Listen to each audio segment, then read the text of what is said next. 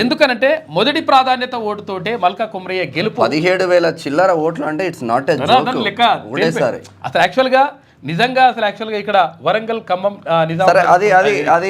సంబంధించి ఇక్కడ పిఆర్టీయూ విజయం సాధించింది, అక్కడ పిఆర్టీయూ డీలా పడ్డది. ఎందుకు ఇక్కడ పిఆర్టీయూ విజయం సాధించింది? ఇక్కడ బీసీ వాదం ఎంతవరకు గెలిచింది, రెడ్డి వాదం ఎంతవరకు గెలిచింది? ఇప్పుడు కరీంనగర్ పట్టభద్రుల ఎమ్మెల్సీలో నిన్నటి వరకు ముందున్న అంచిరెడ్డి, నిన్నటి వరకు ముందున్న నరేందర్ రెడ్డి, ఈరోజు దూసుకుపోతున్న ప్రసన్న హరికృష్ణ, ఏ వాదం గెలవబోతుంది, ఎవరు గెలవబోతుంది స్పష్టంగా అయితే చూద్దాం. అయితే శ్రీపాల్ రెడ్డికి సంబంధించి శ్రీపాల్ రెడ్డి అంటే విపరీతంగా డబ్బు పంపించేసినటువంటి ఒకటి అది జరుగుతా ఉంది. ఆయనకు వచ్చిన తర్వాత చూద్దాం. అదొకటి. తర్వాత ఇంకొకటి ఏంటంటే అసలు యాక్చువల్గా అంటే రెడ్డి సామాజిక వర్గం బలంగా కూడా పనిచేసింది.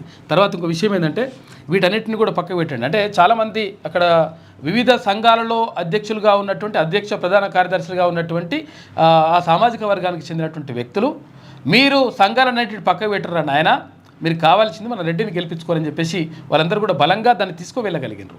అందులో కొంతవరకు అక్కడ బీసీలు, తర్వాత ఇక్కడ మిగతా వాళ్ళు కొంతవరకు మనం విఫలమైనటువంటి అనే విషయం మనం చెప్పుకోవాలి 100% అంట. ఎందుకంటే శ్రీపాల్ రెడ్డికి ఓట్లు పడ్డాయి, నర్సిరెడ్డికి ఓట్లు పడ్డాయి, నీకు హర్షవర్ధన్ రెడ్డికి ఓట్లు పడ్డాయి, సరోత్తమ్ రెడ్డికి ఓట్లు పడ్డాయి. నలుగురు రెడ్డిలకు ఓట్లు పడ్డ తర్వాత బీసీ వాదం ఎంత పడ్డది, ఎందుకు? మరి నిజంగానే ఇప్పుడు పిఆర్టీయూ ఉంది. అబ్బా, పిఆర్టీయూ 50 సంవత్సరాల పిఆర్టీయూ ఎంత సాధించింది?